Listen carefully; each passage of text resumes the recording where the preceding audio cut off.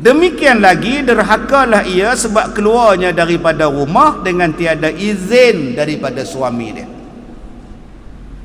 tanpa izin suami.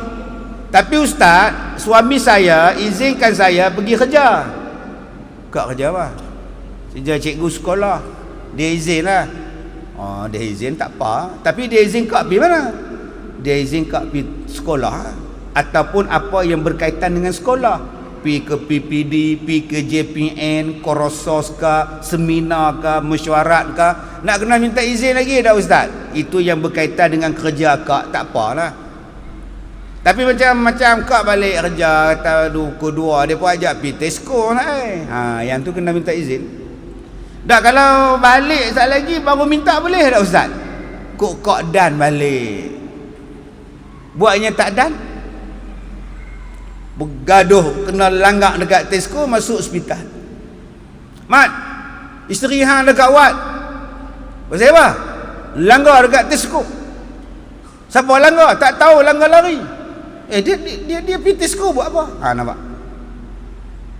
Masa lari pergi ke hospital tu dia tak ingat lagi apa dah. Dah duduk hospital, duduk menung dekat luar bilik kecemasan tu. Mak mai, pak mai, adik ipar mai, kawan mai. Soalan pertama dia pergi Tesco buat apa?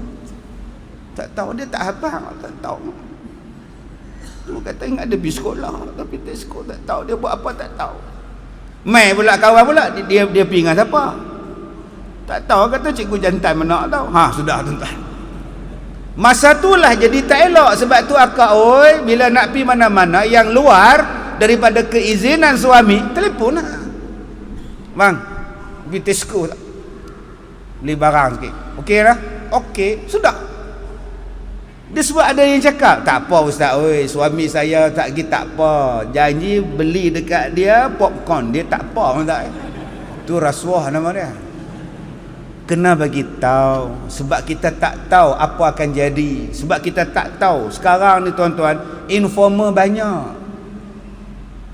Kamera hari ni senang. Dulu sungguh sekali tekan petik, tekan lagi petik. Nak tunggu cuci 4 hari baru siap. Sekarang tuan-tuan, hari ni snap, hari ni boleh hantang, hari ni boleh tahu apa jawapannya. Hari ni boleh tahu. Sebab tu kena jaga sungguh. Abang-abang pun kalau keluar mana pun habaq bagi tahu. Saya habaq tuan-tuan, takut jadi macam-macam. Isteri hari tu tunjuk saya dengan pramugari. Ni abang di mana ni? Atas habis terbang lah mama. Takkan kat kapal laut kot. Tak apa. Dia pun ambil gambar, buat peace je lah. Tak boleh tangan duk diam. Tak apa, lepas ni tangan duk diam. Marah tuan-tuan. Dia marah lah dengan isteri dia pun tak buat peace. Tiba-tiba dengan pramugari buat peace. Yang dia marah tu bukan saya, hak pramugari tu buat lembek tengkok. Orang perempuan kalau ambil gambar lembek tengkok tu saya melemah. Baru ni 4 orang ambil gambar saya dekat Semanggui. Ustaz ambil gambar. Boleh ha? Semua buat peace macam tu. Habis gambar saya tanya, Kak tahu tak apa makna ni? Kak tahu tak apa makna buat peace lagu ni? Tak tahu ustaz. Jangan buat saja kak. Ni tanda dia akak bersedia untuk menikah jadi isteri nombor 2, jadi madu, tahu tak? Oh iya ke? Tak mau buat dah. Elok buat. Jadi akak-akak jangan kata dia buat lagu ni dah. Tahu suami cantik punya ni tuan-tuan. Jadi keluar daripada rumah tanpa izin daripada suaminya. Sama ada suami itu ada ataupun ghaib. Suami itu ada dalam rumah, tengok TV, duduk tidur, isteri keluar tanpa izin. Ataupun ketika suami tak ada di rumah, suami pergi umrah, suami pergi kerja, suami kursus. Jangan duk anggap bila suami tak ada, kereta ada, kunci ada, minyak semua ada, aku jalan. Laki aku pergi umrah. Jangan minta izin daripada suami. Atau keluar ia kepada majlis zikir atau kepada majlis belajar ilmu yang bukan fardu ain tanpa izin daripada suami, maka hendaklah dia minta izin dahulu. Kalau keluar juga derhaka. Kita balik daripada kerja pukul 6 sampai Assalamualaikum. Assalamualaikum, tak buka pintu. Assalamualaikum, tak buka pintu, tak jawab juga. Dia pun belah. Pi masjid. Hang tak balik rumah hang Din. Aku bagi salam 3 kali, dia tak buka, aku belah. Lah, yang tu tetamu Din oi. Oi bodoh kan? Tu rumah hang.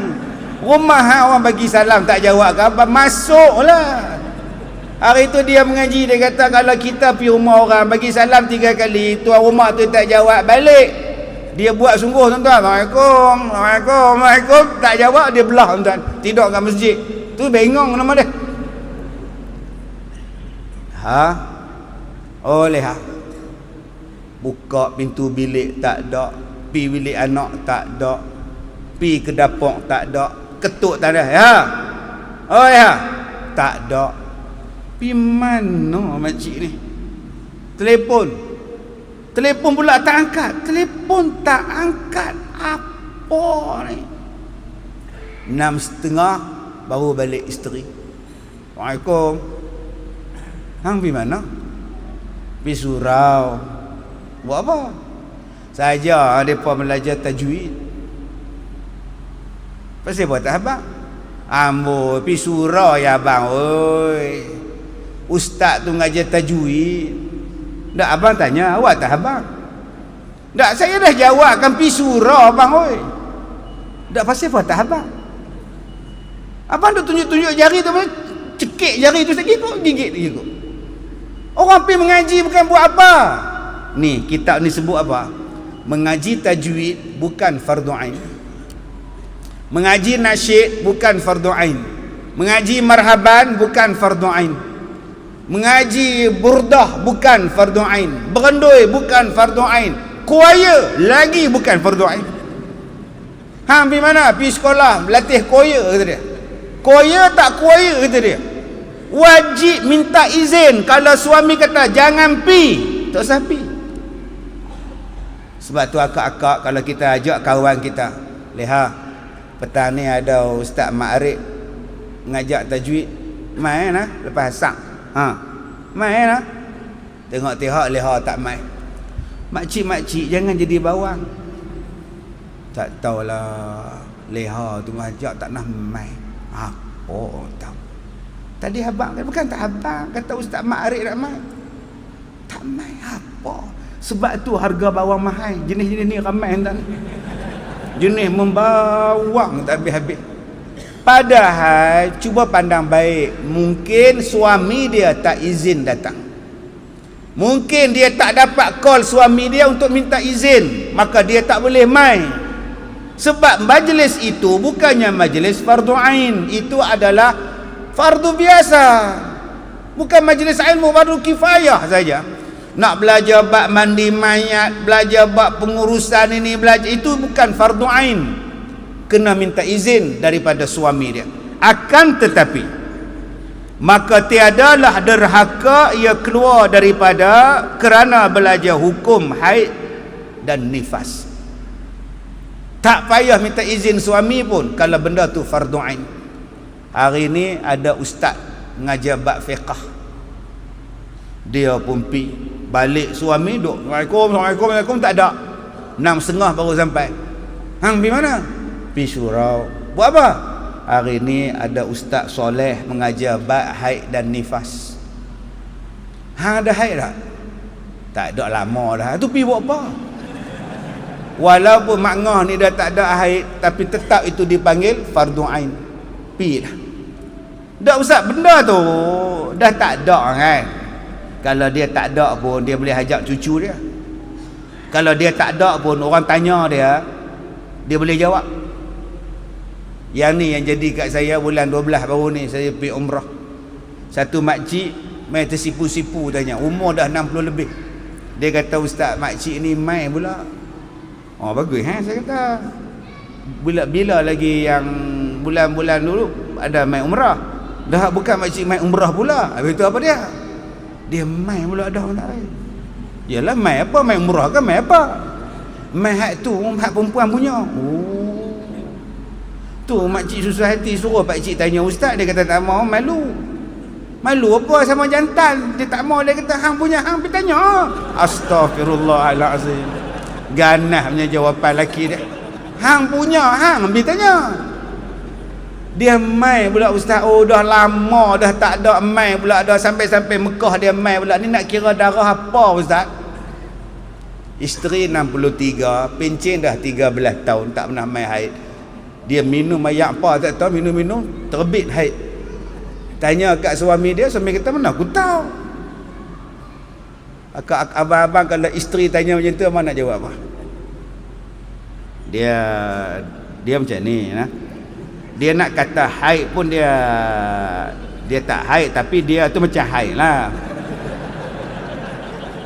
Macam mana bang? Han dengar betul-betul. Oh dia suruh dengar pula. Dia memang macam haid, tapi nak kata dia haid tu tak haid, tapi dia haid lah. Abang-abang, oi, kalau abang-abang tak boleh mengajak ni, suruh dia pergi mengaji. Wajib dia pergi. Abang haram larang dia pergi. Haram larang. Hang jangan pergi. Abang, oi, saya nak belajar. Dak, ustaz lain tak apa. Ustaz Saleh aku tak mau. Saya bukan nak Ustaz Saleh tu abang, oi, saya nak ilmu dia. Aku tak kira. Ustaz Saleh tu belah depa. Belah depa pula dah. Teruknya syarat nak mengaji sekarang tuan-tuan. Belah depa tak boleh, belah kita saja boleh. Kalau ada ilmu dia yang tak ada pada kita, pilah mengaji dengan dia. Isteri nak mengaji, jangan dilarang kalau melibatkan fardu ain seperti haid dan nifas, ataupun sekalian ilmu yang fardu ain, tetapi wajib atasnya keluar supaya belajar ia akan segala fardu ain. Dan haramlah atas suaminya menegah isterinya daripada keluar kerana ia hendak menuntut fardu ain jikalau tiada ia alim. Haram suami melarang isteri. Saya dulu-dulu tahun 90-an saya duk ceramah, mengajak merata tuan-tuan. Saya mengajak ni pagi, saya mengajak di pejabat saya. Mai tengah hari saya mengajak di ofis. Mai petang saya mengajak di ofis. Malam saya kuliah maghrib, kuliah ceramah. Masa tu ceramah tak banyak. Sabtu Ahad saya mengajar di dewan-dewan, orang ramai kampung-kampung, mengajar Quran, mengajar fiqh semua. Satu hari ketua kelas ni dah 2 minggu tak mai.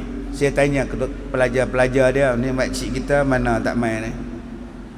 Dia tak boleh mai tak ai. Pak siapa? Laki tak bagi. Pak siapa? Laki dia marah dia. Asal latah je sebut nama ustaz. Astagfirullahalazim. Latah Ustaz Kazim. Jangan duk pi dah. Makcik kalau nak latah banyak ustaz lain boleh sebut lagi. Jangan duk sebut. Dia latah tuan-tuan. Bila latah duk sebut nama saya, latah hang nak kat Ustaz Kazim ke? Oh dahsyat tuan-tuan, cemburunya. Dia mari minggu lagi sekali dia duduk belakang. Elok makcik duduk belakang. Sekali duduk depan jadi kod lain pula. Ya, kadang-kadang suami ni dia jealous tak tentu hala, dengan sebab dia jealous dia tak bagi mengaji. Kadang-kadang pasal politik punya pasal dia tak bagi mengaji. Maka kalau benda itu adalah ilmu fardu ain, biarlah isteri nak mengaji. Tetapi kalau suami dah ajar, suami dia alim, lihat duduk sini, mai abang ajar. Hari ni kita nak belajar bab semayang. Bila dia ajar dah bab semayang, alim dah isteri ni bab semayang.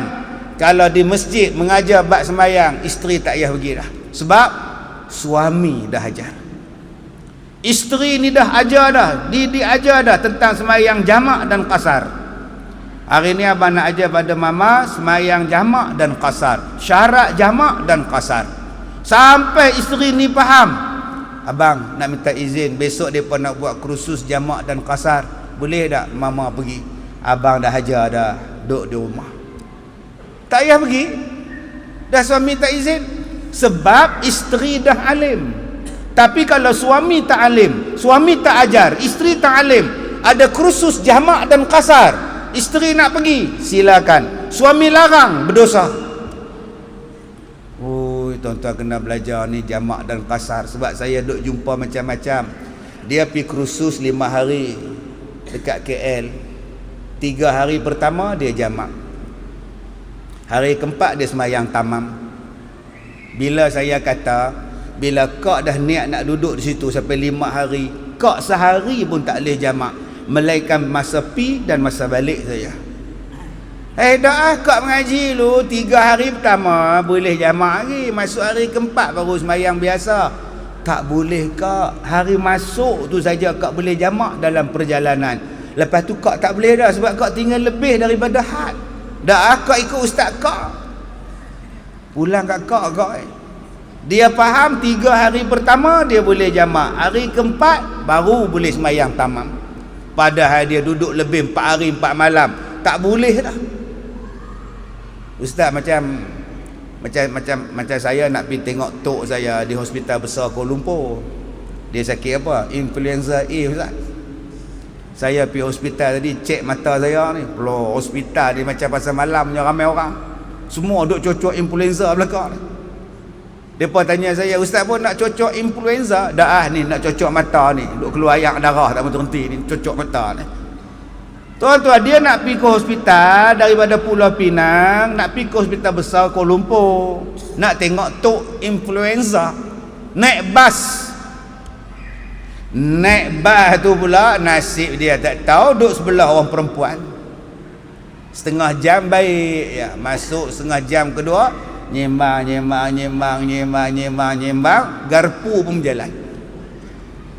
Oh, duk merayak, duk raba perempuan tu. Hak perempuan tu pula layan. Soalan saya, ustaz, boleh tak dia ni sembahyang jamak? Boleh tak tuan-tuan? Nak pergi tengok tok hak sakit, sebelum tengok tok dia duk main dengan tok tek tu dulu tuan-tuan. Duk raba perempuan tu pula, duk merendek pula atas bas tu pula. Bila sampai dekat dengan hentian Putra ke apa ke di KL, dia sembahyang zuhur 2, asar 2. Padahal tadi atas bas duk buat jahat. Soalan dia, boleh tak buat sembahyang jamak dan qasar di hentian Putra Kuala Lumpur? Ada yang kata boleh. Pasal apa boleh? Dia nak tengok tok dia. Mana boleh? Anda nampak dia buat maksiat tu. Batal dia punya keharusan dia, batal. Itu macam mana ustaz? Kalau gitu kena buat kursus sembahyang jamak tuan. Baru dapat jawapan. Ni hari ni kita bab muhimah, bukan jamak tu bodoh nama dia tuan. Tak lagi marah saya pula orang buat muhimah dia cerita bab jamak pula. Baik, kemudian adapun jikalau ada yang alim, nescaya wajiblah atasnya mengajar akan isterinya itu, maka ketika itu haramlah keluar perempuan itu daripada rumahnya. Ada satu perempuan, dia kata, Ustaz, saya ni tak pernah terbuka pintu hati untuk laki-laki jadi suami saya. Tapi bila tengok ustaz tu terbuka pintu hati. Ya, betul. Saya kalau boleh nak kahwin dengan ustaz. Saya jawab, alasan saya nak ustaz bimbing saya til jannah. Amboi, mahal tu til jannah tu tuan. Saya pun boleh tentu syurga kau tak. Saya rasa ustaz boleh bimbing saya untuk ke arah kebaikan. Saya kata macam ni lah kau kalau kau nak ilmu, kau bukan jadi isteri saya, kau jadi anak murid saya. Sebab saya mengajar orang lebih daripada saya mengajar isteri saya. Pembohong tuan. Masa bila saya ajar isteri saya, nak dapat ilmu mai kuliah, tak ada kitab, bersepah dapat. Tapi duduk di rumah. Saya semalam apa nama di mana lupa semalam lah. Di Bung Tebai. Malam ni dengan tuan-tuan. Malam besok saya di Ara Damansara pula. Lusa pula tak balik 2 hari, rakaman tazkirah malam Jumaat sampai Ahad. Ahad baru balik. Tazkirah di Shah Alam lah, di Kelang lah, rakaman TV. Mana ada balik? Dan kalau balik pun sampai pukul 3, pukul 4 pagi. Agak-agak tuan-tuan nak ceramah lah. Isteri buka pintu, ngantuknya bang. Apa mau sampai bang? Pukul 3.30 dah bang. Mama, Allah Ta'ala berfirman, na'udzubillah minasyaitanir. Agak-agak tuan-tuan ada. Tobat lahum tak ada. Dia membuka-buka pintu-pintu tengah-tengah dia nganga tidur tuan-tuan. Saya pula pergi kunci pintu pula. Kak kata jadi isteri saya dapat ilmu bohong kau Nak dapat ilmu jadi anak murid. Tak dapat. Umur dia 63. Tu yang kata tak boleh tu. Kalau 23 insya-Allah kita ejah tengoklah macam mana. Tak benar faham tak faham sudah. Baik, adapun jikalau dia alim, nescaya wajiblah dia ajar. Dan pada masa itu isteri dia tak payahlah lagi keluar dah, pasal suami dah ajar.